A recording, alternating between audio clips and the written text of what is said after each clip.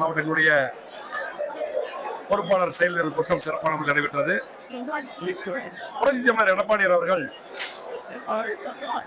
கோவை மாவட்டத்திலே மக்களை காப்போம் தமிழகத்தை மீட்போம் என்ற எழுச்சி பயணத்தை ஆரம்பித்து சிறப்பான முறையில் இந்த பயணம் சென்று கொண்டிருக்கிறது. கிட்டத்தட்ட 100 தொகுதிக்கு மேல் இன்றைக்கு அந்த பயணத்தை வெற்றிகரமாக முடித்திருக்கிறார்கள். ஒவ்வொரு தொகுதியிலும் எழுச்சியான முறையிலே பொதுமக்கள் அவரை வரவேற்று அடுத்த முதலமைச்சர் நீங்கள் தான் என்று வரவேற்று சிறப்பான முறையில் திறந்து வந்து கொண்டிருக்கிறார்கள். ஆகவே 4 வருடம் 2 மாதம் அற்புதமான ஆட்சி தந்து சிறப்பான முறையில் அம்மா அறிந்த திட்டங்கள் மட்டுமல்ல, அம்மா எதிர்பார்த்த திட்டங்கள் மட்டுமல்ல, மக்களுக்கு தேவையான திட்டங்கள் தந்த அற்புதமான முதலமைச்சராக இருந்தார். அந்த சாதனையில் எடுத்துள்ளார்.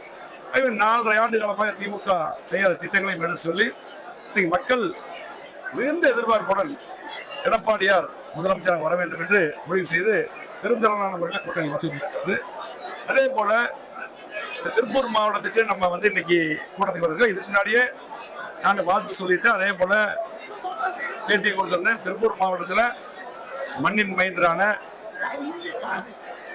அருமையண்ணன் சிபி ராதாகிருஷ்ணன் அவர்களுக்கு இன்றைக்கு துணை ஜனாதிபதியாக பாரத பிரதமர்கள் அறிவித்து இந்த களத்தில் இருக்கிறார். பாரத பிரதமர்களுக்கு எங்கள் அனைவர் சார்பாக எங்களின் சார்பாக நன்றி தெரிவித்துக் கொள்கிறோம்.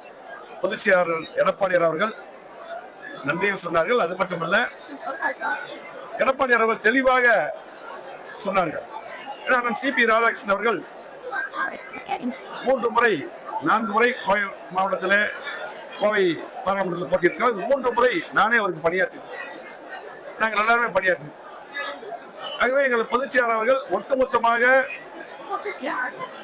சிபிஆர் அவர்களுக்கு தமிழ்நாட்டில் இருக்கக்கூடிய அத்தனை பேரும் நாடாளுமன்ற சட்டமன்ற உறுப்பினர்கள்லாம் ஒட்டுமொத்தமாக அவருக்கு வாக்களிக்க வேண்டும் என்று ஒரு அற்புதமான ஒரு கருத்தை நம்முடைய மாநிலத்தை சேர்ந்தவர் ஐயா அப்துல் கலாமுக்கு பின்னால் மிகப்பெரிய வாய்ப்பை பாரத பிரதமர் அவர்கள் கொடுத்திருக்கிறார்கள். அது தமிழ்நாட்டுக்கு பெருமை.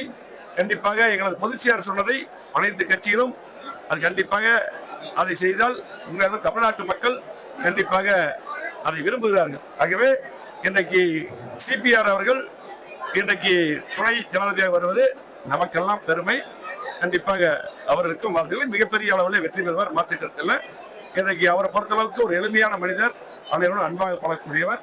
ஆகவே நல்ல பதவி, அவருக்கு தகுதியான பதவி.